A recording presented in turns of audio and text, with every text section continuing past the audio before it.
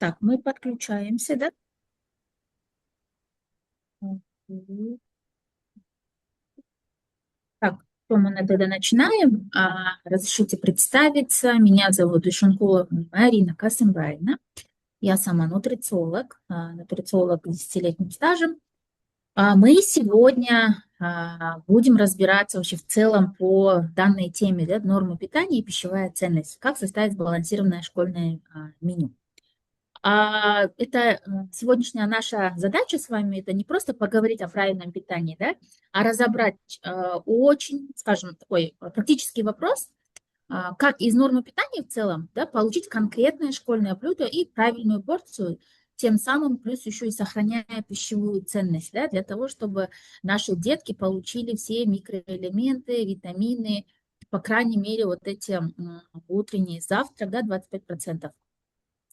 Повар ежедневно принимает, как мы знаем, десятки ежедневных решений, какую крупу поставить, да, сегодня, чем заменить отсутствующий продукт, например, как сделать выход, как уложиться в бюджет, да, это тоже немаловажная часть. При этом не потерять, самое главное, это пищевую ценность.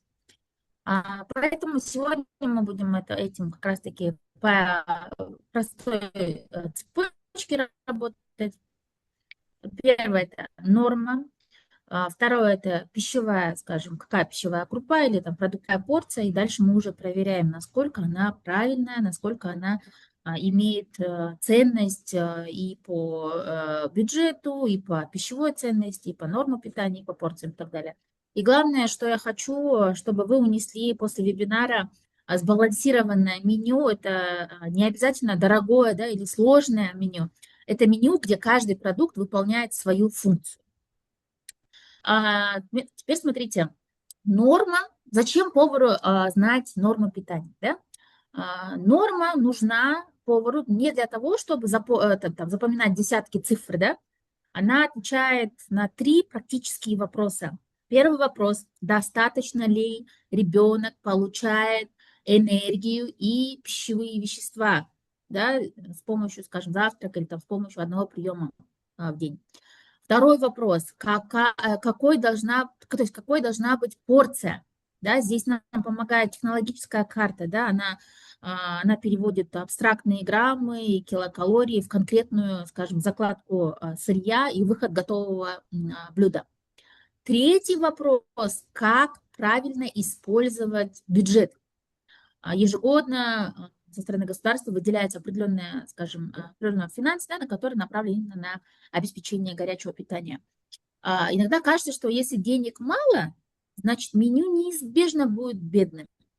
Но часто, скажем, проблема не только в стоимости, сколько как в структуре меню. Да, например, хлеб, булочка и сладкий чай могут быть действительно недорогими, но при этом калорийными. Но питательная плотность, она такая, скажем, для завтрака очень будет низкой. Можете не рисовать, да? Очень низкой. Так, подождите, можно я включу? Мгм. Смотрите, в 2026 году в 2026 году вот ВОЗ уже полностью выпустил, да, отдельно глобальное руководство по здоровому школьному, скажем, школьному питанию. Я прошу прощения, если это закон.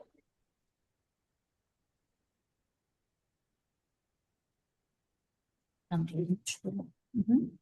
Необходимо фактически детям, чтобы мы могли эти продукты питания так смиксовать или там составить как в виде пазла, да, для того, чтобы они могли, во-первых, и энергию дать, и пищевые питательные вещества дать, да, и по порциям тоже было, скажем, соответственно, да. И главный результат этого вебинара, как мы говорили, участник может проверить школьное меню по 5 критериям. Следующий слайд. Зарина, можете проконтролировать, кто-то пишет, видимо, по ошибке? Или, Да, сейчас может, телефон, мы... не видно уже экран. Ага, спасибо. Или можете удалить. Да, и вот теперь смотрите, я предлагаю запомнить 4 слова. Вот эти 4 слова, самые-самые, скажем, 4 принципа, да? Это адекватность, баланс, умеренность и разнообразие. Именно эти 4 принципа нужно использовать при составлении меню, да, вот именно здорового рациона. Адекватность, которая непосредственно покрывает нам энергию и пищевые вещества, да, ну, согласно возрасту. Баланс, то есть белки, есть Айтымыз жир, келгенше дедім сізге. фрукты, овощи, молочные продукты и так далее. То есть все эти, они должны быть, да? Далее, умеренность– это контроль сахара, соли, ненасыщенных транжиров. То есть она должна быть вот, умеренной, да? И разнообразие. Блюда и основные ингредиенты не должны повторять ежедневно. Ребенку нужно, чтобы, если вы сохраняете все 4 принципа, вы, во-первых, ребенку даете энергию, микронутриенты, нормальное сочетание или хорошее сочетание белков, жиров, углеводов, которые непосредственно участвуют во всем нашем организме, да? Тем самым вы еще и обеспечиваете витамины, микроэлементы. Мы не перегружаем рацион или там меню или блюдо именно этими вот соли, сахар, транжиры, они являются излишними. Ой, излишними. Разнообразие мы не кормим ребенка одними и тем же продуктом. Здесь важна мысль, да, калорийность сама по себе еще не говорит о качестве питания. Допустим, 2 завтрака дают, да, примерно одинаковое количество энергии. В одном булочка и хлеб и сладкий чай, а в другом, например, молочная каша, яйцо, может быть, да, или фрукт какой-нибудь, скажем, да. Калорийность и у первого блюда, и у второго, она может быть одинаковой, да, но если мы возьмем именно, скажем, по ингредиентам, это совсем разные. Второй вариант нам больше дает как белок дает, да, кальций дает, железо дает, клетчатку дает и другие микронутриенты дает. И тем самым оно и может быть и вкусно, да, и поэтому для повара хороший критерий такой, да, вкусно, питательно, безопасно и соответствует норме. Следующий. Теперь мы с вами переходим уже к цифрам, да. Главная ошибка– увидеть суточную норму и пытаться дать ее ребенку за один школьный прием пищи, скажем, да.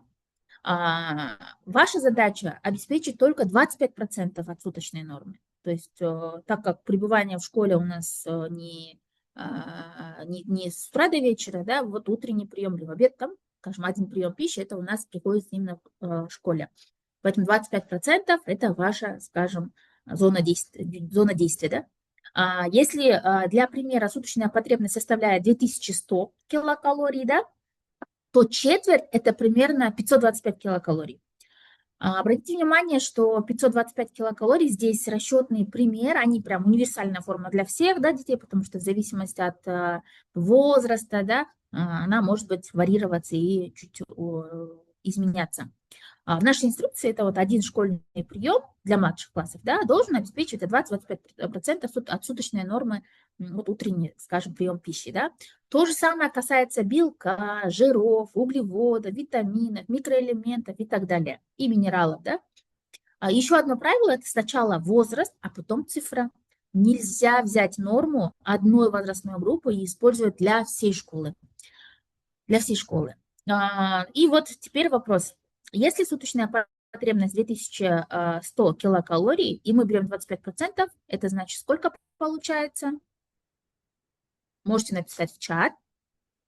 Как раз таки ответ здесь, да, у нас на слайде 525 килокалорий.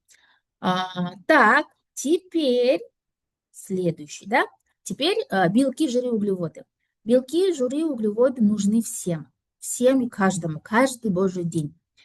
Какую задачу они выполняют? Задача, не убрать какой-то нутриент, да, а правильно выбрать его источник. То есть наша с вами задача, если мы обеспечиваем белки, значит, мы должны и выбрать правильный белок для того, чтобы обеспечить белком на утренний прием пищи. Давайте кратко мы с вами пройдемся, да, белок особенно важен для ребенка, потому что это, сами понимаете, ребенок, он растущий организм, когда идет растущий организм, организм растет, ему необходимы все микроэлементы, витамины, белки, жиры, углеводы, все-все-все, потому что они расходуются именно на постройку, скажем, данного организма, чтобы организм был здоровым. Белок очень важен для ребенка, именно для роста и для обновления тканей, потому что наша каждая клетка состоит из белка, например, мышцы, да, тканей, обновление этих тканей полностью из белка состоит. Поэтому в цикле меню мы должны видеть мясо, мясные продукты, да, например, там говядина может быть, птицу, рыбу, яйца, молочные продукты и бобовые. Почему бобовые? Бобовые тоже являются, белок бывает растительного происхождения и животного происхождения, да. Ну, конечно, мы более предпочтительно даем животного происхождения, потому что там есть витамин, который не синтезируется в других продуктах питания, только как мясные, да. И вот теперь есть в основном практическая такая ошибка. Считать хлеб или выпечку полноценной заменой, скажем, белкового блюда. Да? Белок там есть, но ни в коем случае не заменяет. Это как дополнительное, да, может быть. И вот также яйцо можно дать, мясо бобовое, да, обязательно мы белки должны добавлять. Что касается жиров, жиры тоже необходимы, но они тоже очень важны, и количество нужно контролировать, и качество, да, именно жиров нужно контролировать, потому что виды жиров тоже разные, может быть. Предпочтительнее использовать растительные масла по рецептуре и не перегружать рацион жирным мясом, выпечкой, да, поэтому лучше использовать именно согласно инструкции, согласно именно безопасные, да, виды жиров. Жиры они используют в нашем организме, это обмен наших веществ, да, переваривание, скажем, пищеварение тоже используется. Используются в различных наших функциях, очень-очень огромную роль играют. Жиры они неплохие, очень хорошие, но правильный жир будет, скажем, выполнять правильную функцию, да. Ну, конечно, запрещен маргарин, потому что он прям стопроцентный транжир, он маргарин не выводится, он в организме собирается, и, скажем, в течение всей нашей жизни он собирается именно в наших сосудах, и после 40, после 50 как раз-таки у нас, к сожалению, идет сердечно-сосудистые заболевания, да, рост. Что касается именно углеводов, углевод – это основной источник энергии. Но есть большая разница между гречкой, овсянкой и пшеном, и сладкой булочкой, да. То есть и углеводы бывают тоже разные, сложные, простые углеводы. Вот как раз-таки булочка и сахар относятся к простым углеводам, которые быстро растворяются, быстро превращаются, скажем, в энергию, да. Далее, если энергия и расходуется, если не израсходовать, то он уже превращается в жир. Поэтому нам нужно углевод тоже правильно использовать. Почему мы предпочтение отдаем именно сложным углеводам, да, например, крупы, да, скажем, овсянку, гречка и так далее, потому что у них долго переваривание, потихонечку, дробно только энергию дают, то есть максимально сохраняют такую сытость, да, и постепенно, дробно дают энергию. Дробно дают энергию. Дальше. Ориентир именно по детям, да, белки это 10-15% нужно охватывать, жиры 25-33% и углеводы 55-60%. Проверяя меню, задайте 3 основные вопроса. Вот посмотрите на свое блюдо, да, которое вы уже, скажем, планируете дать вашим детям. Первый. Где белок? Где овощи или фрукт? Где источник сложных углеводов, да, именно сложных. Сложная это крупы, да, может быть, овсянка, гречка, что еще у нас там, булгур и так далее. Вот эти вот, на эти вопросы, 3 вопроса, вы должны именно получить ответ, да. Если на 2 вопроса ответа нет, меню стоит пересмотреть. Да, то есть если вы не находите источники белка, если вы не находите источников именно сложных углеводов, то вам нужно меню пересмотреть. И главная вот эта вот ошибка – это каша, хлеб, сладкий чай, много углеводов, мало белка и витаминов. Как мы можем исправить, да? Ну, добавить белковый продукт, овощной это фрукт или напиток, ну, в меру сладкий. Это прям тоже с сахаром тоже нужно максимально осторожно использовать. Теперь мы с вами перейдем именно на микронутриенты. Теперь 4 микронутриента, на которые повару необходимо, именно особенно удобно будет смотреть практически, да, это железо, кальций, йод и витамин С. Почему мы именно выделили 4 микронутриента? По железу запомним простое сочетание, да, источник железа и источник витамина С. Например, горох или фасоль плюс салат из капусты, мясное блюдо плюс овощи или фрукт. Почему? Потому что витамин С, именно, да, витамин С действительно повышает усвоение негемового железа, то есть железа, содержащего прежде всего в растительных продуктах, например, это вот аскорбиновая кислота, да, как один из наиболее сильных пищевых факторов, да, улучшают его усвоение. То есть витамин С нам помогает железо наиболее хорошо усвоить в нашем организме. И такой интересный нюанс, да, крепкий чай, наоборот, содержит соединения, способные ухудшать усвоение негемового железа. Вот теперь такой диссонанс, да, идет. Когда мы даем мясо плюс чай, значит, что мы делаем? Мы блокируем усвоение железа.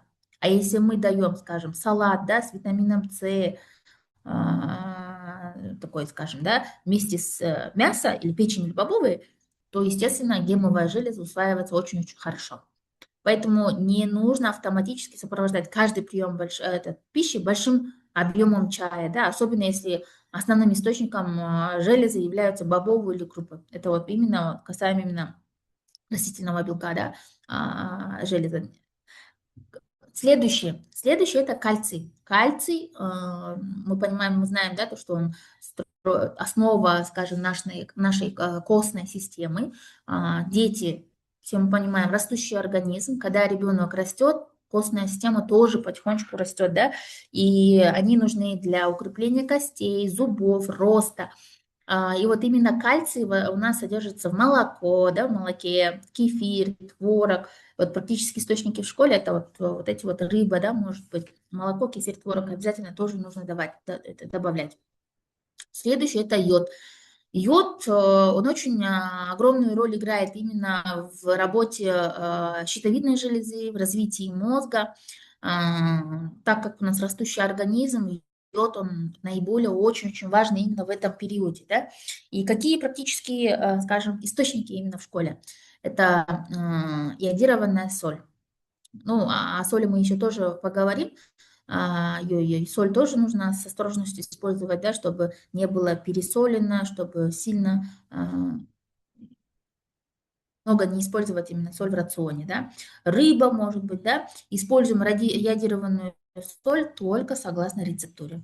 Ваши инструкции использования йодированной соли и обогащенной муки прямо предусмотрено, да, об этом. И вот витамин А, С. Витамин Марина, С.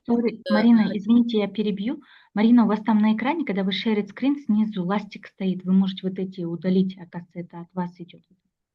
Какого? Что, какой текст? Вот эти на экране, видите, у вас полосы стоят, нет? Там надо ластик включить и Это... удалить. А, Сейчас, минутку, я ага, и сейчас share удалю. screen сделайте. Мгм. Спасибо. Окей, сейчас. А то я смотрю. Видно, да? Нормально, да? Теперь хорошо видно, да?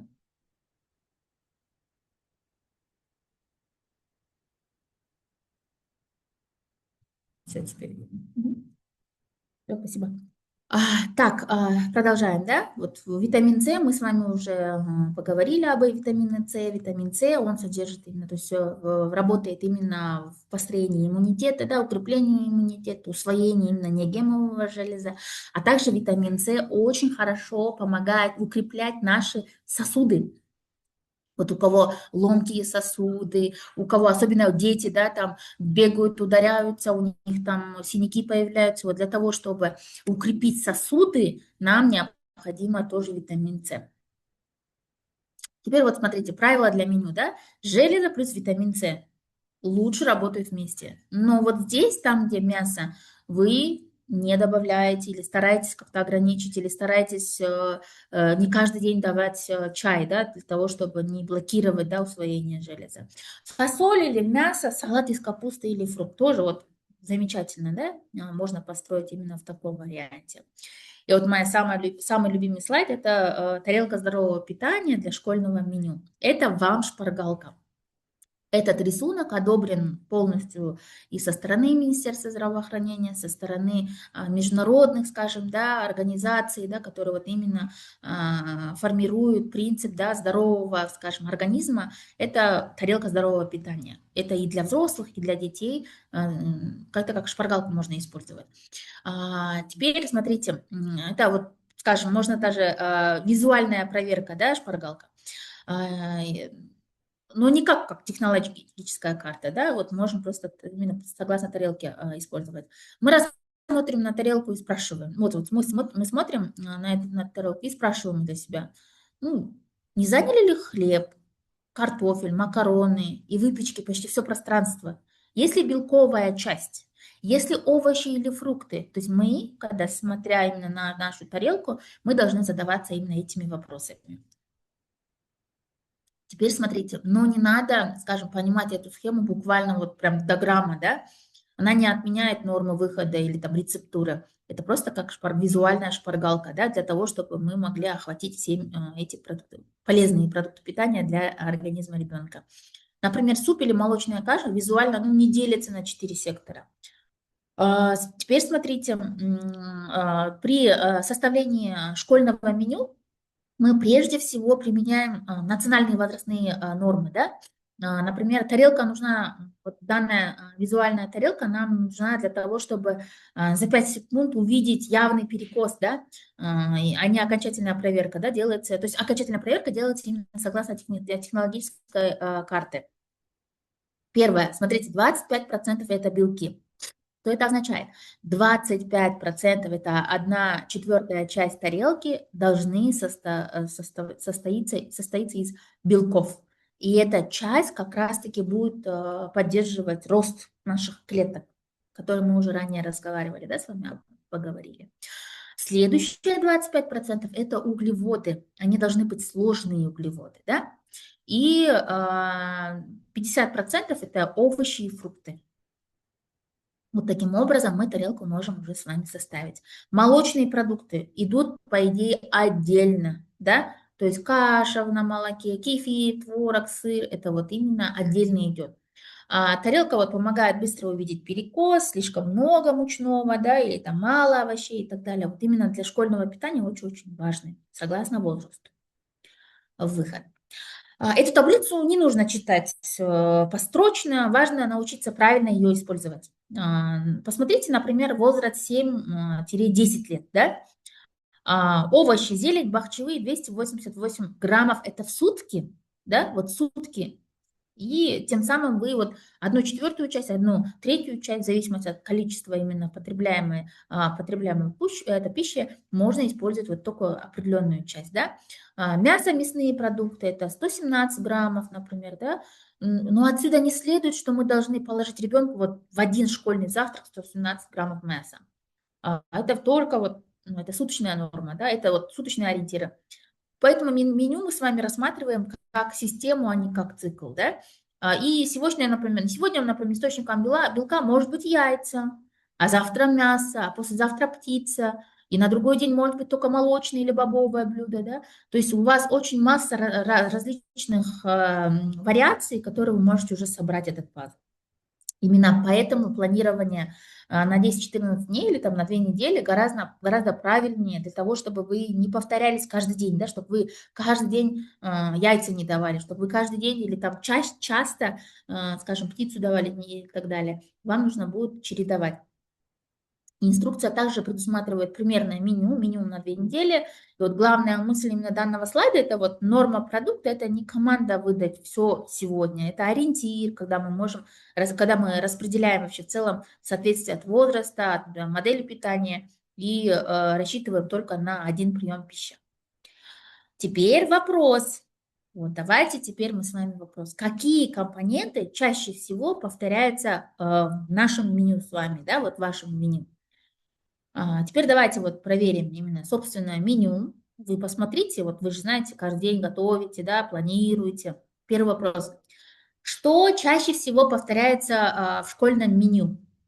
Я даю вам 20 секунд, да, и дальше вы пишете в наш чат. Вот откройте, там есть чат. Вы уже пишете, да? Там, где свои фамилия, имя, отчество пишите, напишите. Замечательно. Замечательно. Вы уже здесь отвечаете мне. Все, здесь пишите свои ответы. Какие компоненты вашего, ну, скажем, меню, да, чаще всего повторяются? Компот. Замечательно. Еще. Пишите, пишите, не стесняйтесь. Молоко. Мгм.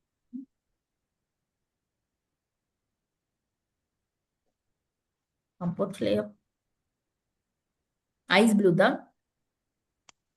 Булочка, чай, компот. Соль, компот, дрожжь, мука, масло. Мгм. Еще пишите каша, хлеб, крупа, чай, компот, да? Вы пока пишите, а мы вернемся, да? Так, яйца, кефир. Ага. Мы с вами именно пройдемся, да? Так, булочка, компот, молоко, мука, хлеб. Мгм. Чуть-чуть. На каждый вопрос мы будем давать 15-20 секунд. У нас вот 4 вопроса, и мы потом разберемся, да? Мгм. Горох, мясо, замечательно. Мука, хлеб, молоко, молочная каца, яйцо, компот, булочка. Мгм. Мгм. Хорошо, мы вот на первый вопрос сейчас с вами ответим. Чаще всего мы видим вот повтор одних и тех же, скажем, круп может быть, да, это может быть мучные изделия, да, вот здесь вот хлеб, там кто-то пишет, булочка, да, вот жиры, например, кто-то пишет, да, крупы могут быть, компота очень много, чай есть, да, очень часто повторяющийся, я сейчас смотрю, мука, хлеб, булочка, да. Что еще часто повторяются? Хлеб, горох, кстати, я вижу. Мгм. Фрукты замечательные, да? Фрукты даже часто, да, оказывается, замечательные. Если бы фрукты, то еще и лучше. Булочка. Теперь смотрите, чаще всего мы видим именно повтор одних и тех же круп, скажем, мучные изделия, да, сладкие напитки, одинаковые, там, скажем, компоненты. Это очень, действительно, это очень такое, скажем, об этом мы еще тоже поговорим, да? Теперь на второй вопрос. Давайте на второй вопрос. Какие блюда дают животный белок?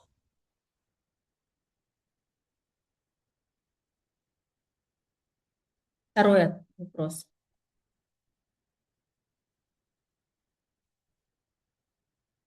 Мгм.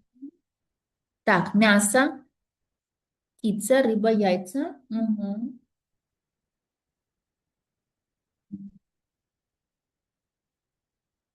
Мясо какая? Какое мясо? Говядина, да?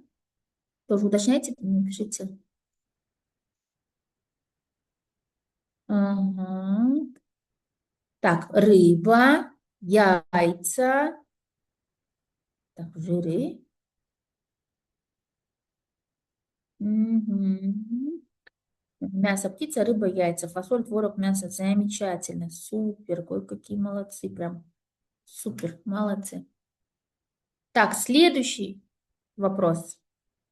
Так, сейчас напишу вопрос. Вопрос 3, чтобы мы могли потом. Ага, так, мясо, так, ага. Все, третий вопрос. Такой разделительный, я тоже пишу в чат. Понятно было, на какой вопрос вы отвечаете. Говядина, яйца, молоко. Третий вопрос. Какие блюда дают растительный белок?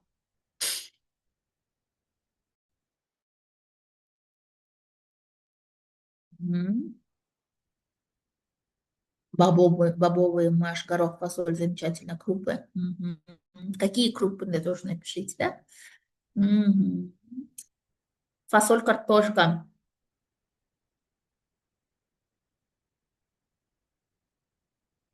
Молодцы, молодцы. Замечательно. Будьте активными, у нас есть призы, да?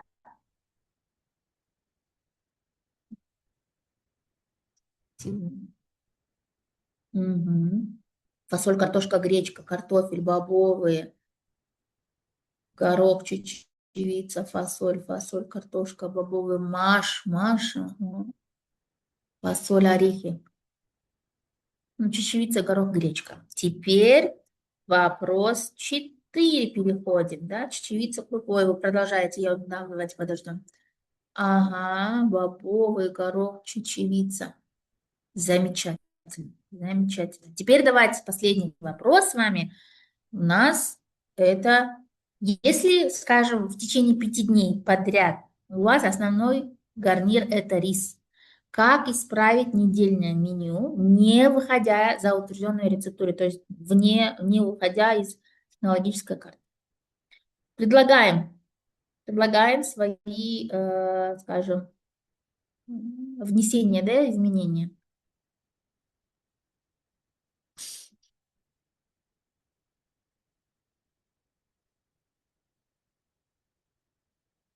Вот представьте, 5 дней подряд, да, основной гарнир это рис. Что делать? Не нужно же полностью заменять меню, правильно? Не нужно. Ищем варианты уже в утвержденных рецептурах. Можно поменять на гречку. Замечательно. Еще, еще. Нет, изменить. Мгм. Гречку, булгур. Мгм. Мгм. Пюре макарон. Так, поменяем на другие крупы, чечевица или на другой гарнир. Какой гарнир вы предложите? На другие сыпучие. Макароны. Горох заменить. Ага, пюре. М, Гречка, макароны. Каша, плов. Чечевица, пюре, макарон. Макарон, пюре, гречка. Можно гречку, горох, пюре, Игорь. Теперь смотрите. Вы пока пишите, мы с вами еще разберемся. Разнообразие перенос дней, ротация, пюре, рис, макарон, пшено. Лунара. Мгм. Будьте активными, потому что мы будем выбирать сегодня победителей. Не победителей, а те, которые получат призы. Можно заменить на чевите рассыпчатая гречка, перловка. Мгм. Можно поменять пшено, пюре, макароны. Замечательно. Очень хорошие ответы.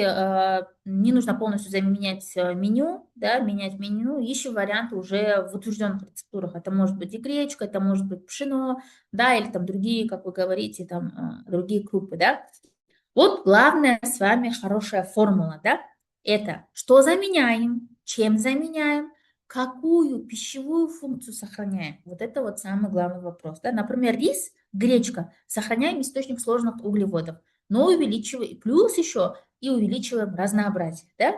Давайте последний посмотрим. Салатка– это 1 день. Можно булочку, чтобы можно было заниматься уборкой. О, поменять местами гарнира между 2 днями недели. Ага, картошка пюре. Окей. Все, спасибо большое за ваши ответы. Мы дальше идем, да? Замечательно. Вот, допустим, какие компоненты чаще всего у вас, например, компот, да, булочка может быть. То есть очень часто одни и те же продукты, да, у нас идут. Какие блюда дают животные белок, да, это вот мясо, птица, рыба, да?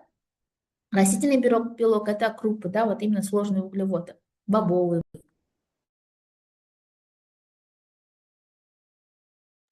А, Теперь разнообразие. Вот почему мы именно эти 4 вопроса вам задали. Не для того, чтобы проверить ваши знания, не для того, чтобы проверить ваше меню, а вот именно насколько мы с вами сохраняем разнообразие, да? Разнообразие– это не украшение меню, ни в коем случае. Это один из инструментов, да, обеспечения разных нутриентов. Согласно инструкции, ежедневно рекомендуется включать продукты минимум из 3 пищевых групп, да, ежедневно не менее 3 пищевых групп. Это овощи, фрукты, белки, источника белка, да, напиток, да, там, и крупа в меню. Горячие блюда выдаются не реже 3 раз в неделю, да, и не повторяются. То есть один и тот же, например, напиток или выпечка рекомендуется, ну, вот не чаще 2 раз в неделю. Вот в течение недели чередовать мясо, да, мы чередуем. Чего мы должны избегать? Это одинаковые основные ингредиенты, да, чаще вот 1 раз в неделю одинаковая выпечка или напитки, ну, 2 раза в неделю, чтобы они не повторялись. Теперь с вами лайфхак, да, для составления меню.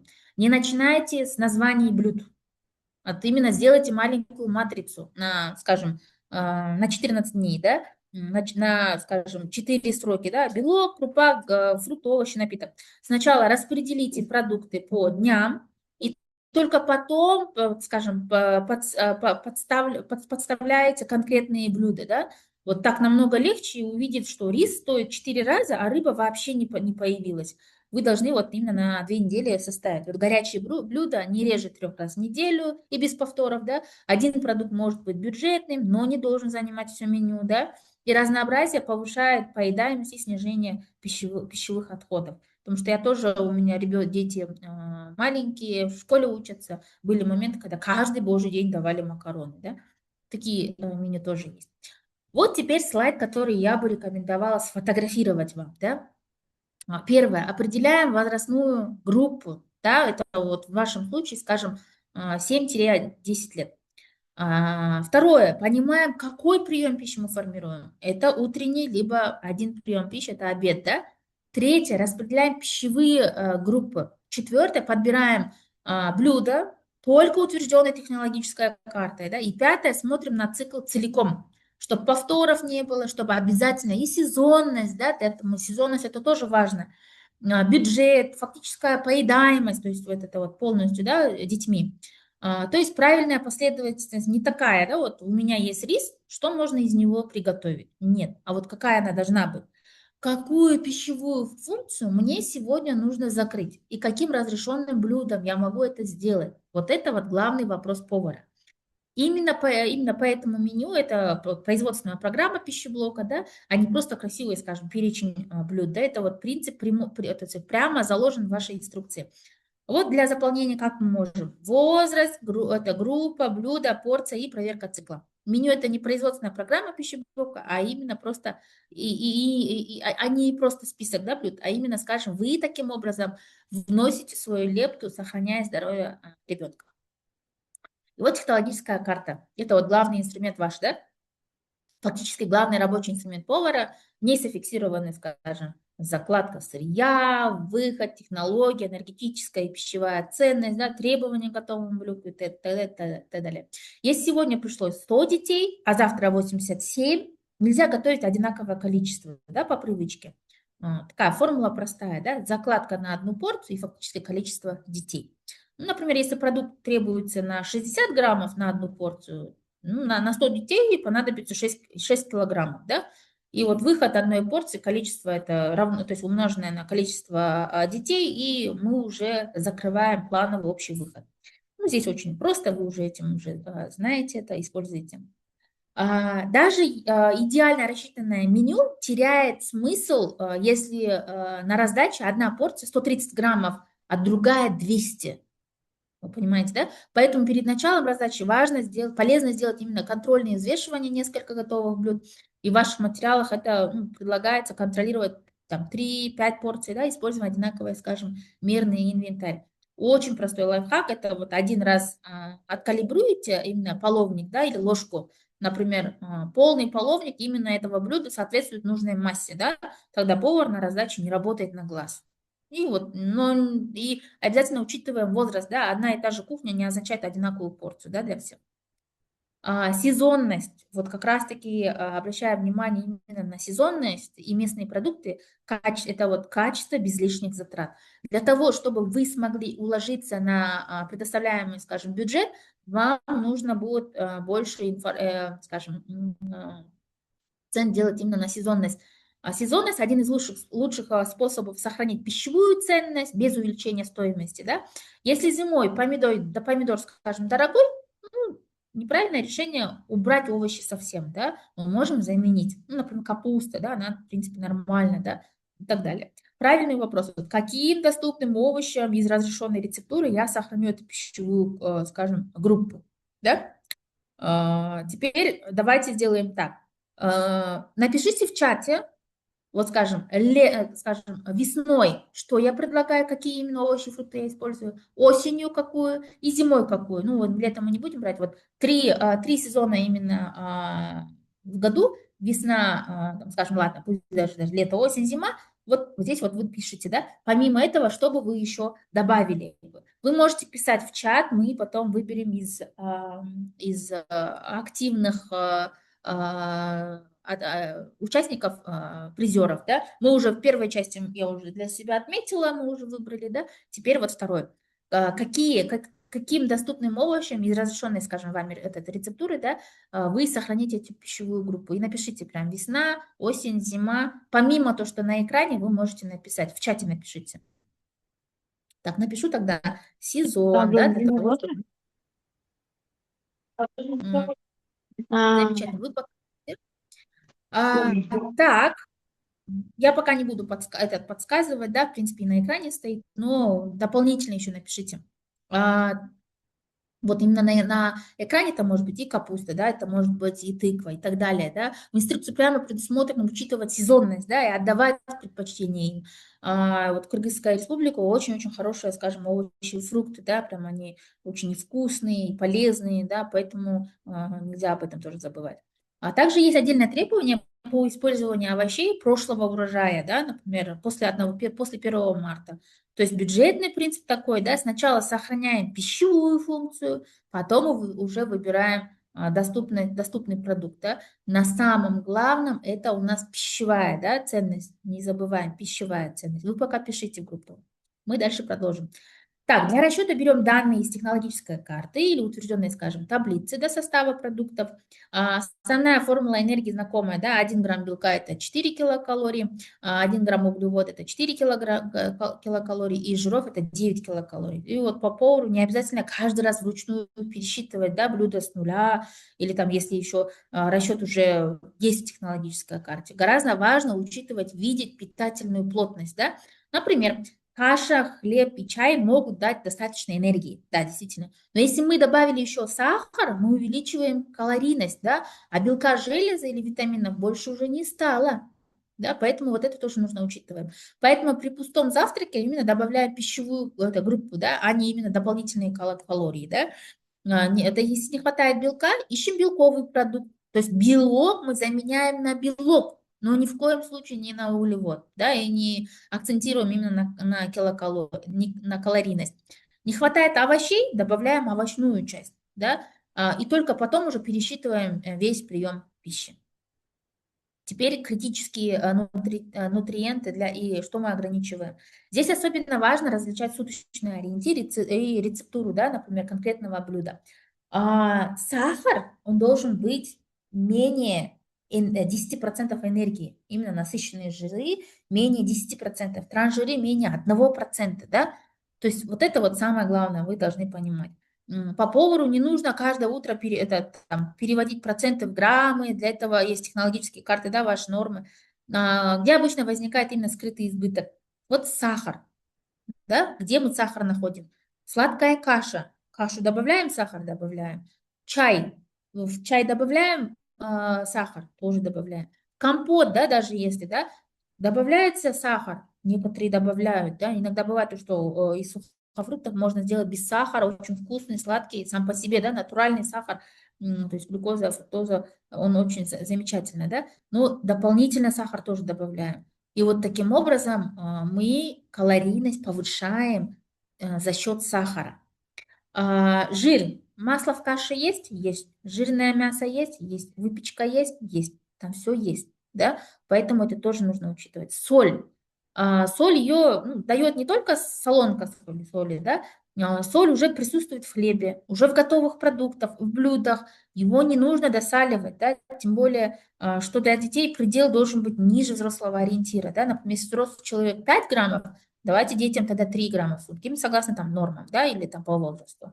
И вот таким образом можно простое правило выделить. Вкус усиливаем технологией и овощами, а не сахаром, солью и жиром, да. То То есть таким образом самое главное, мы не добавляем сахар дополнительно, соль дополнительно, соль только ограничиваем согласно норме. Вот эти насыщенные жиры, трансжиры полностью исключаем. Исключаем маргарин, фритюр и сомнительную выпечку там, где есть маргарины, да. Поэтому это тоже нужно учитывать. Немаловажную часть нам здесь тоже питьевой режим, да. Здесь очень-очень важно сказать, что цифры именно на слайде – это суточные ориентиры, да, которые вот именно вот это видно, а не вот количество воды, которое ребенок обязан выпить именно в школьной столовой.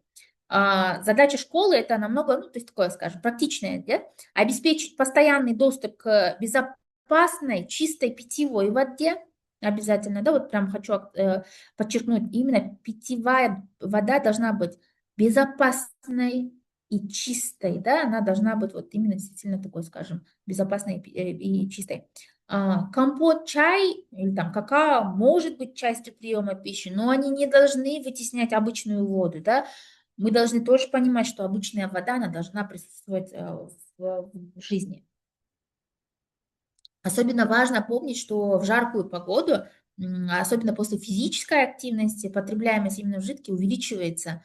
И если мы за один практически, скажем, момент, да, сладкий компот даем, это не просто жидкость, а это еще и сахар. Поэтому при составлении приема пищи считаем отдельно напиток и отдельно сахар от всего, скажем, приема пищи, да, и в целом смотрим. Вода – часть питания, это не дополнительное пожелание, это часть питания. И вот жидкость, например, вы пишете, да, компот, чай, старайтесь сахар ограничивать. Вот действительно ограничивать, потому что это очень излишне. В сахаре нет ни витаминов, ни микроэлементов, он только то есть, вредит нашему здоровью. Да? Мы об этом тоже должны понимать. И вот теперь смотрите, пищевая ценность зависит не только от того, что купили, но и от того, что и сделали с продуктом, да, на кухне. Инструкция приоритет отдается именно щадящим технологиям, да, варке, приготовление на пару, тушение, запекание, да, для чего мы это делаем? Для того, чтобы сохранить эту питательную ценность продуктов питания, для того, чтобы ребенок получил максимальное количество витаминов и микроэлементов, для того, чтобы мы могли дать, скажем, ребенку то количество, хотя бы даже если мы там только один прием пищи, да, даем, пищи, чтобы наше блюдо покрыло и часть белков, углеводов, и жиров в правильном количестве. Овощи не нужно нарезать задолго до приготовления, а затем долго держать, потому что при соприкосновении именно, скажем, с воздухом, да, проходит именно окисительная часть, и тем самым мы можем потерять, да, особенно витамин С, он такой легкий, он такой, скажем, быстро разрушаемый, да, поэтому его тоже нужно учитывать. Не переваривать их, скажем, без необходимости. Готовим максимально близко к времени выдачи, да, и работаем, скажем, строго по установленной технологии. Отдельно хочу обратить внимание, это вот инструкция рекомендует, конечно, свежеприготовленные блюда без повторной термической обработки, да. Если продукт хороший, но дети получают его, скажем, переваренным, пересушенным, да, или уже остывшим, проблема может быть не в продукте, а в технологии. Поэтому готовые горячие блюда нужно держать на, скажем, мармите ограниченное количество времени. Да? Дальше, самое важное это правило, это вот бюджетное меню, да, со стороны бюджета, скажем, белок заменяем только белком. Вы должны это прям одна из главных правил, белок заменяем только белком. Овощи овощами, крупы другими источниками сложных углеводов, сложных, скажем, круп, да. Если говядина недоступна, мы не ставим вместо нее дополнительную булочку, не нужно. Ищем уже, вот, допустим, запустимый вариант, да, по технологическим картам. Птицы, рыбная, скажем, что еще, яичное, молочное или подходящее бобовое блюдо, да, то есть белок мы заменяем только белком. То есть согласно своим пищевым ценностям мы заменяем именно тому подобное, да. Но это не означает, что любые два продукта автоматически равноценны грамм в грамм. Они отличаются. Например, если мы возьмем говядину и мы возьмем птицу, в одном грамме там, или там в 100 грамме продукта это количество белка тоже может быть отличаться. Например, говядина чуть-чуть, конечно, меньше, чем курица, да. После замены нужно снова проверить выход, да, белки, жиры, углеводы, стоимость, технологию. Ваш рабочий инструмент очень точно формулирует именно этот подход. Это экономить нужно на конкретном продукте или форме блюда, но не за счет удаления целой пищевой, скажем, группы, да. Это вот, пожалуй, самый, скажем, главный лайфхак для меню с ограниченным бюджетом. Перед нами теперь чай, да, теперь мы по кейсам с вами разберемся, мы уже, в принципе, подходим к концу, и мы с вами уже проведем эти блиц-опросы и выберем уже, скажем, победителей. Перед нами чай, булочка и хлеб. Вот было, да? Вопрос участников, что здесь лишнее и чего здесь не хватает? Пишите в чат, ничего страшного. Лишнее дублирование – это углеводы, да? Вы можете свое мнение написать в свой чат, мы потом этот чат проверим, определим именно этих победителей и вручим уже. Теперь смотрите, у нас уже к концу времени, да? Лишнее дублирование – это углеводы, да? Булочка плюс хлеб, плюс еще сахар в напитке. Вы представляете, какой это прям целый набор углеводов, да? В чае есть сахар, это углевод. Булочка, и это и есть мучное, это тоже углевод, там тоже есть сахар. Хлеб тоже углевод, да? Поэтому это вот такой углеводный набор, да, мы давали. Чего мало? Полноценного белкового компонента, да, то есть белка не хватало, да, овощей и фруктов не хватает, микронутриентов мы не покрываем. Как мы можем исправить? Ну, например, молочная каша плюс подходящий белковый компонент и фрукт, да? Вот теперь идем. Но обратите внимание, не нужно автоматически добавлять яйцо, творог, молоко прям одновременно, да? Мы выбираем вариант именно по технологической карте, да? То есть белки, жиры, углеводы и стоимость. Если бюджет жесткий, задача не добавить 5 продуктов, а заменить на менее, скажем, питательный компонент более питательным компонентом, да? Поэтому вопрос для чата, вот, скажем, да, вам. Если вы можете заменить только 2 элемента этого завтрака, что вы замените первым? Напишите в чат. Какие 2 продукта вы добавите, чтобы завтрак стал полноценнее? Напишите. В чат можете писать. Мгм. Мы уже подходим к концу. Какие 2 продукта именно в этом кейсе, да, вы могли бы заменить, ну, чтобы завтрак стал полноценнее? Пишите. Мгм. Напишу тогда. Кейс 1. Ага, замечательно. Салаты, фрукты. Замечательно. Замечательно. Пишите, пишите. Булочка, компот добавить. Кашу, булочка, компот, фрукты. Это другое, наверное, да? Так, вот, добавить масло и убрать хлеб. Окей. Вот, допустим, да, какие 2 продукта вы добавите, чтобы завтрак стал полноценнее?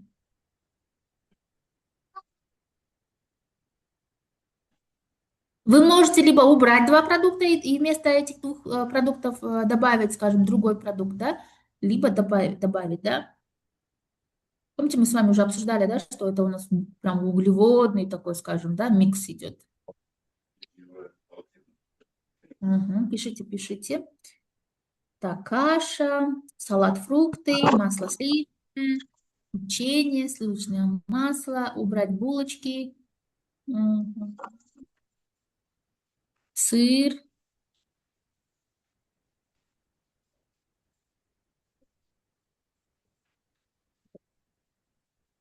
хлеб, творог, фрукты.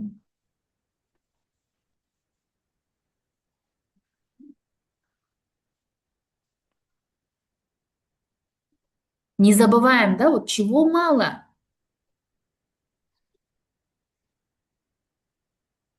Что мы пропускаем? Самое главное, вот вспоминаем тарелку питания, да? Вот тарелку питания, вот 25% у нас что, 25% у нас что, и 50% у нас что.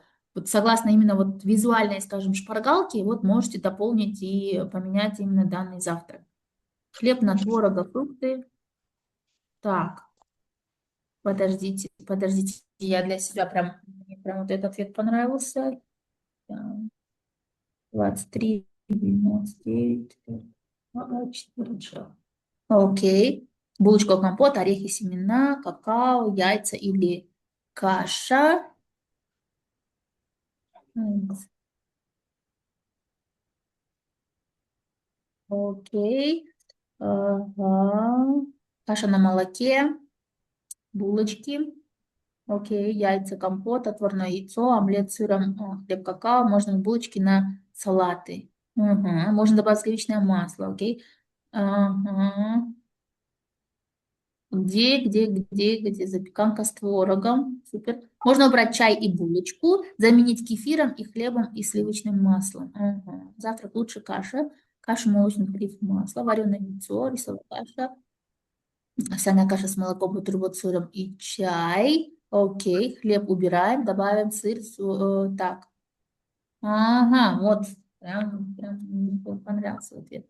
Ага, каша, хлеб, все, окей, компот так, сыр, бутерброд, омлет, омлет с овощами, окей, замечательно, все, спасибо большое.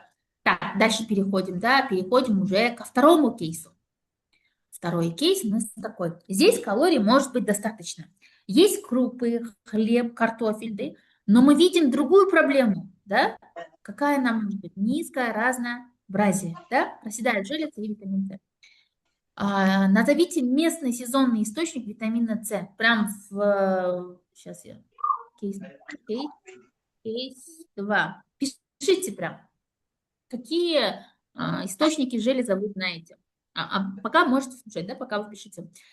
Здесь килокалорий может быть достаточно, но мы видим здесь основную проблему – это низкое разнообразие источников железа, да, и мало овощей и фруктов. Вот решение не обязательно дорогое должно быть, потому что сезонные продукты, они в основном, скажем, доступные, да. И вот гороховый суп плюс как? Давай, Örük.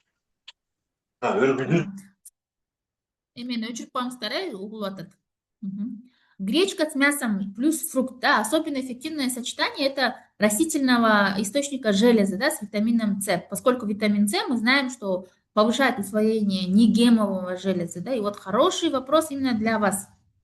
Какие местные недорогие источники витамина С доступны вам по сезону? Прям можете написать, да, зимой там мне доступны овощи, фрукты, которые содержат витамин С. И там, скажем, весной такой-то, зимой такой-то, можете прям писать в чат. Я уже там кейс 2 написала.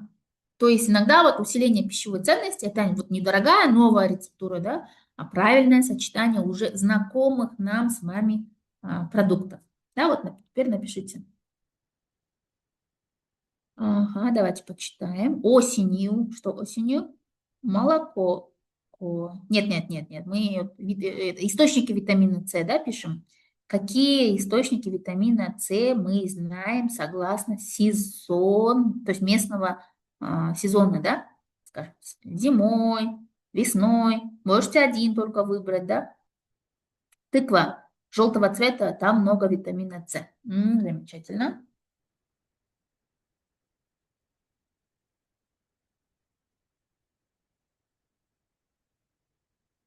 Морковь, окей. Морковь, капуста, яблоки, капуста, морковь, перец, свекла. Какой там свекла?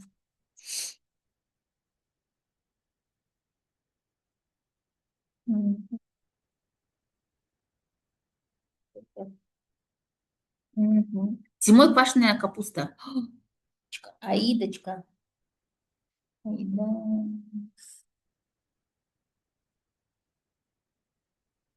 Осенью можно морковь, да, морковный салат, свекла, капуста. Ага.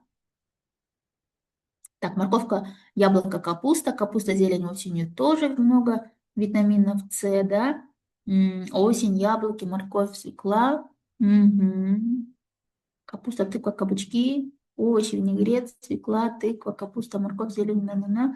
Витамин. Так, замечательно. Мгм. М. Капуста, морковь, шиповник, яблоко, тыква. Окей.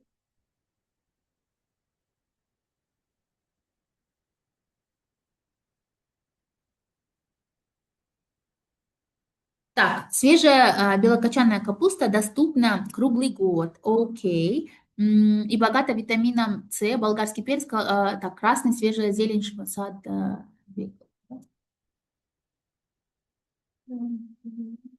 Будьте активными, потому что мы себе уже отмечаем, да, кто прям очень детально пишет, ага, компот ассорти, зимой морковь, активно участвует в нашем блиц-опросе. Ага, окей, замечательно, все. Замечательно, спасибо большое вам за ответы. Теперь идем дальше. Пищевые отходы, да, растут, и что проверять?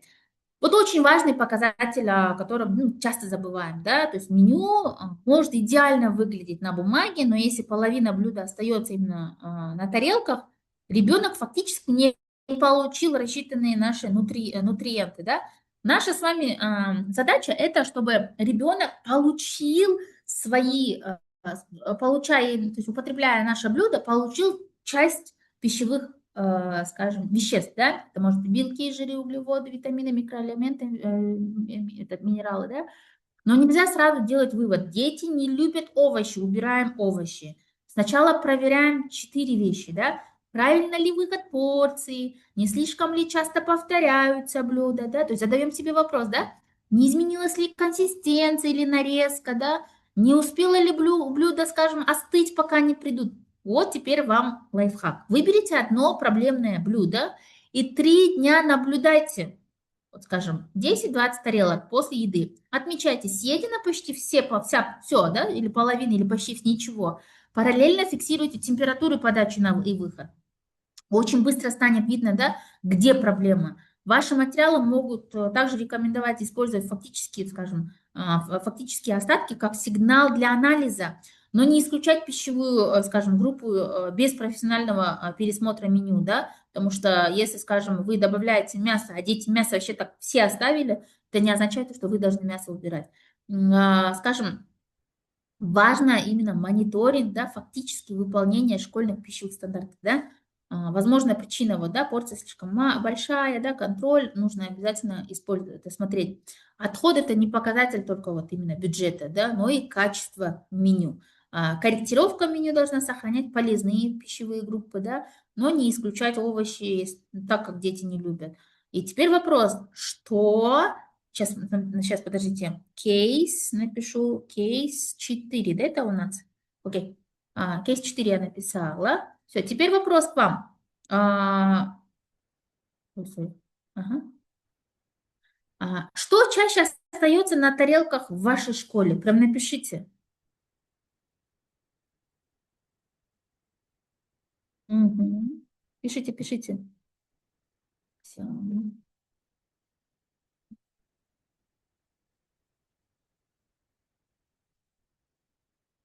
Напишите.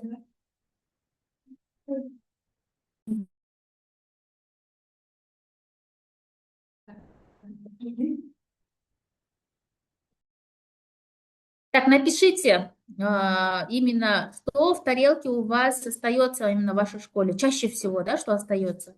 Прям не стесняйтесь, тут никто вас не проверяет, никто вас не будет наказывать. Мы просто дружелюбно с вами делимся своим опытом. Мы делимся своим опытом для того, чтобы мы с вами могли именно данную проблему, да, или там, скажем, данную, скажем, ситуацию решить вместе, да. Хлеб, овсяная каша, ага, лук, хорошо, морковка остается, хлеб остается, борщ и мясо, ага, супы, так, мясо, борщ, гречка, каша всегда остается, говорит, да, перец, гречка, борщ, супы, чечевица, капуста, овсянка, еще капуста, перец, хлеб, мясо, лук. Мгм. Мясо, хлеб, морковка, сливочное масло. У меня мясо. Спасибо большое, что делитесь. Булочка. Дети не любят борщ. Окей. Гороховый суп. Мясо, капуста, каша пшеная, да? Пол булочки, гречку не любят наши дети. Мгм. Борщ, пищевая каша. Чаще всего остается на тарелках каши, крупные гарниры, особенно если остыли. Мгм. Овощные салаты или тушеные овощи. При непривычной нарезке супы, замечательно, спасибо большое, что делитесь прям так детально. Мясные блюда, каша с чечевицей, суп едят хорошо, просят добавку, ой, замечательно. Пирожки с капустой, мясо тоже не любят, окей. Так, еще гречневая каша, мгм, мясо, курица, макароны, салаты, булочки и чай. Чай еще, да, оказывается, еще. Окей. Капуста, пирожки, каша. Замечательно. Мгм. Компот. Мгм. Теперь у меня такой вопрос. Ну, давайте напишите. А теперь у меня вопрос. Давайте дополнительный, да? Доп. Вопрос напишу. Просто вот нам нужно узнать, какие блюда больше всего поедаются, да, или там съедаются, или там как-то употребляются. Больше всего употребляются. Ага. Какие блюда больше всего это, потребляются, да, вот или употребляются? Ага. Так, овсяная каша, мясо, морковка от плова остается, да, у вас? Гороховое пюре плюс плов хорошо идет, да? Дружба каша, плов гречкой, каши, плов из риса. Ой, бай, у нас прям это, да, плов оказывается, да, прям этот, как его? Вот смотрите, почти каждый суп гороховый хорошо у нас идут, и плов хорошо идет. Бешбармак с курицей, плов, лапша, рис, дым-дома, еще молодцы. У нас чемпионы именно по, скажем, потребляемости, да, поедаемости, это плов и гороховый суп. Пирожки, булочки, хлеб, каша на молоке, плов. Везде плов у нас и гороховый суп очень много. Мгм. Рагу, рисовая каша молочная. Прям очень интересно. Пюре, курица, суп чечевица, плов у нас прям чемпион по желанию, да? Прям очень хорошо. Мясо, мампар, картофельный суп. Так, бег, плов, супы молочные. У меня кашу хорошо едят. Мгм. А какую кашу, интересно, вы готовите? Замечательно, что прям дети хорошо едят. Или как вы, может, да, еще готовите? Так, пирожок из картофеля, винегрет хорошо едят. Ага, замечательно. Супер. Наши дети больше любят гороховый чечевичный суп, плов с мясом, бешбармак, булочки с начинкой. Лагман, ганфан. Еще компот хорошо.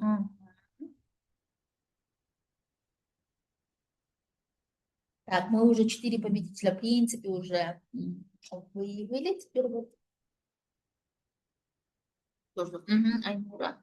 Компот. На лагере Оромо хорошо кушают. Лагман, картофельный котлет хорошо едят. Ой, замечательно, да? Гречневая каша дети обожают, салат, огурцы, помидоры обожают. Все, спасибо большое.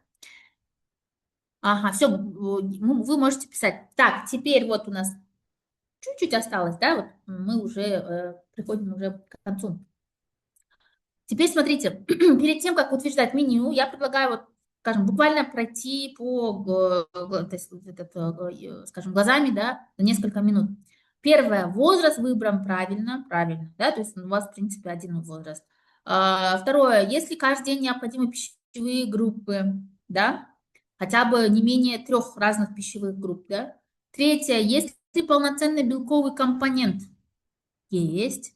Скажем, есть ли овощи или фрукты? Если есть, замечательно. Приготовление и выход соответствует ли технологической карте? Да, да. Скажем, после всех замен мы снова проверили стоимость, пищевую ценность. Обязательно, да. Едят ли дети то, что мы приготовили? Если да, то это вообще замечательно, да. И мы готовим, скажем, на 14, на 2 недели, да, без частых повторов основных ингредиентов, учитываем сезонность, да, оборудование, фактическую поедаемость, потому что утвержденные 18 граммов белка на бумаге имеют значение только тогда, когда ребенок фактически съел соответствующую порцию, да, вот это самое главное мы должны понимать. В вашей инструкции отдельно предусмотрен контрольный перечень для проверки меню, да, то есть такая, скажем, самопроверка, да, ну, не формальность, а вот часть системы организации питания. И вот у нас в завершении у нас 5 основных правил, которые предлагаю именно запомнить, да, прям строго запомнить. Первое. Это считаем по возрасту, а не на глаз. Ой, да, по возрасту, а не на глаз, да? Второе, сохраняем структуру, то есть белковый компонент, овощи или фрукты, источник сложных углеводов. Самое-самое главное, да? Работаем по технологическим картам, контролируем сахар, соль и лишние жиры, да? И пятое, смотрим не только на один день, и на весь цикл разнообразия, сезонность, стоимость, фактическую поедаемость, да, это тоже основная главная, да, часть. А если все сегодняшнее содержание свести, вот, скажем, одной формуле, она будет такой. Норма, пищевая группа, да, то есть какие именно пищевую группу вы добавляете, блюдо, порция и контроль. И сбалансированное школьное питание, это не обязательно должно быть прям дорогим, да. Важно, чтобы каждый продукт выполнял свою пищевую функцию, порцию соответствовала, скажем, возрасту ребенка, технология соблюдалась, приготовленная еда действительно съедалась, да, прям поедалась, съедалась, да, чтобы не оставалось, ну, желательно не оставалось, да. Ну и спасибо, конечно. Теперь давайте разберем ваши вопросы, если есть, и уже приводим уже к завершению. У меня вот с вами еще один вопрос остался. Я вам сейчас в чат напишу. Какие жиры вы считаете более полезным и как его лучше использовать в школьном питании? Прям я сейчас этот чат напишу. Вот у меня последний вопрос. Мне этот вопрос очень-очень важен. Да? Какие жиры, я буду это писать, а вы этот можете уже сразу считаются, ну, скажем, более полезными, да, и какие лучше использовать в питании. Вот, так. Использовать.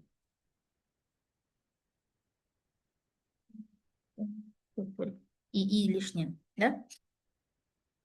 Напишите, какие именно животные жиры, да? Просто написали там животный жир, а именно какой жир, да? Вот прям детально пишите, потому что это очень-очень-очень нам важно, да?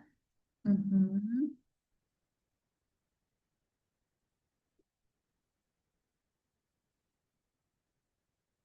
Отличный жир. Говядина.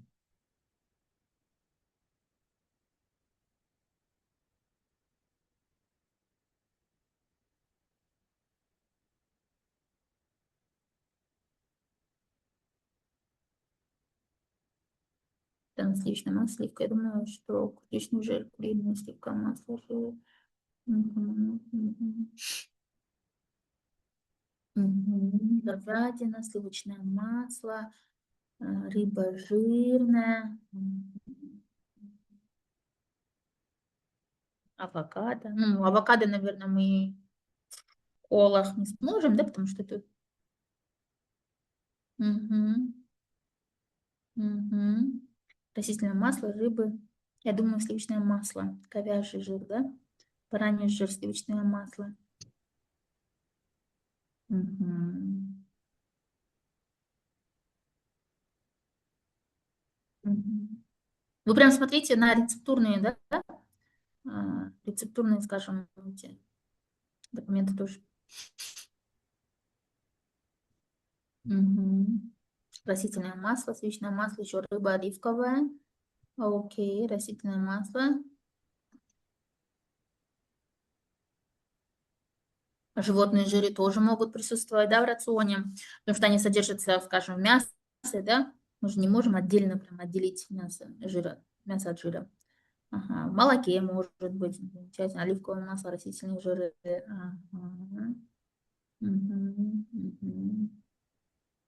Ну, курдючный жир– это вот животный жир, да, его нельзя, скажем, назвать запрещенным, но использовать его как основной или дополнительный источник жира именно в детском питании, ну, нежелательно, да, в больших количествах, потому что если блюдо уже содержит жирное масло или другой животный жир, то дополнительно увеличивать жира не стоит, да, прям хочу вот это подметить. Мгм. Мгм. Мгм. Жиры ребенку необходимы, они дают энергию, да, входят в состав, скажем, клеток, помогают усваивать жирорастворимые витамины, да, например, это вот витамин А, Д, Е, К, их 4 жирорастворимые витамины. И вот важно не только, скажем, количество, но и его и вид. да. В школьном питании у нас, конечно, предпочтительно идет растительные масла, да, это вот, может быть, подсолнечное, да, другим именно разрешенным, да, маслам. По рецептуре они являются источником ненасыщенных жирных кислот, а курдючный жир, мы уже об этом поговорили, то, что не стоит курдючный жир дополнительно давать и увеличивать потребляемость жира за счет именно курдючного жира. Так, что у нас еще? Ну, оливковое масло. Ну, оливковое масло, конечно, хорошо, но если ваш бюджет позволяет, то да, это же все уже у нас упирается именно на финансы. А вот именно, скажем, для повара, да, очень такое важное, простое правило. Не делать блюдо жирнее, чем предусмотрено, да, в технологической карте. Скажем, растительное масло можно использовать строго по рецептуре. В основном я готовлю вареную или на пару, замечательно, но мы готовим на растительном масле. Окей. А растительное масло можно использовать по рецептуре, жирное мясо и дополнительные животные жиры, это прям умеренно, да, то есть не стоит дополнительно это все увеличивать. А, так, сливочное масло, растительное масло доступно, окей.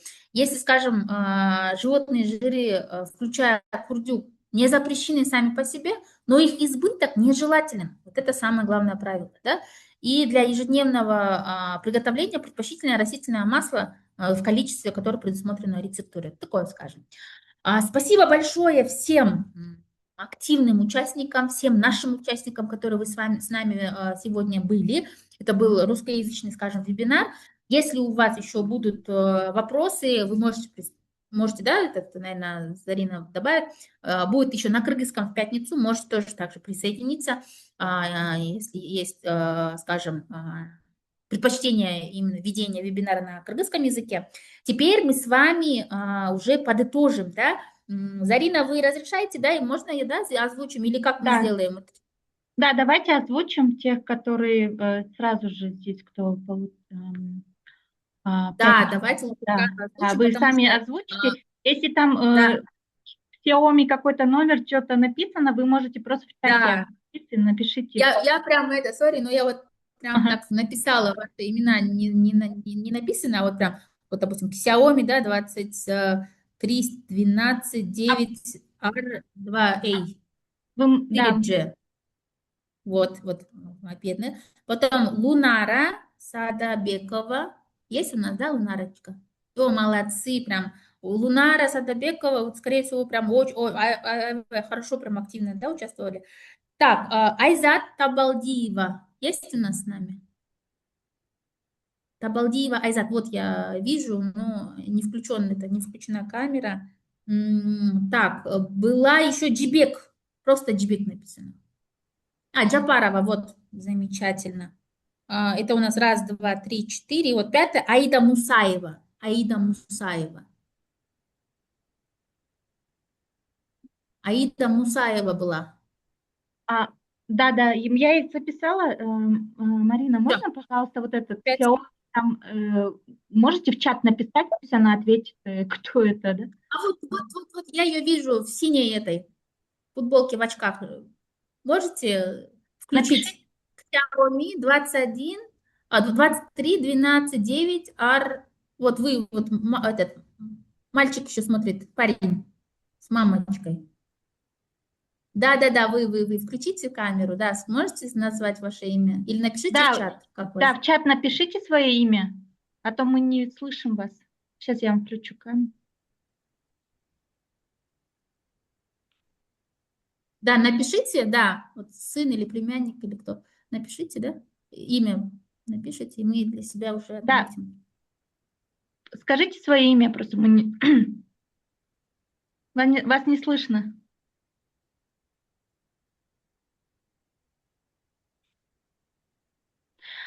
В чат напишите, Вы мне пожалуйста. говорите, да? Я, ну вот, так, это вот Xiaomi 23, вот с мальчиком, да, сидит в очках? Да. Да. Нет. Вы просто тогда в группу свою напишите в чат или просто озвучите, у вас микрофон этот включенный.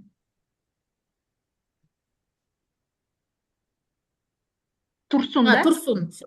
Да, Фамилия, да, да, Турсун. Так, Турсун, кто Турсун? Ну, мы, наверное, разберемся потом в чате нашем. Вот, да, в чате. да. Большое спасибо, Марина, за такой познавательный вебинар. Я надеюсь, что всем было интересно. У нас также 21 августа, так, она не слышит нас, да? Так, Садыбекова, Турсун, да, все. Мы потом свяжемся с вами в групповом чате, который у нас есть, и попросим личку направить свои адреса, да, куда мы направим вам такие символические призы. У вас также есть возможность 21 августа зайти, еще раз прослушать, только будет на кыргызском языке, позадавать вопросы. Вот. Запись также доступна будет на YouTube, вы можете так прослушать. Вот. Большое вам спасибо, всем хорошего дня. Также не забывайте, пожалуйста, про авторские рецепты. До 29 августа мы ждем авторские рецепты от вас, да? Так, спасибо за отзывы. Вот. Всем хорошего дня. До свидания. До свидания. До свидания. До свидания. Всем пока. Удачи. Мгм. Здоровья вам. Спасибо. До свидания, до свидания.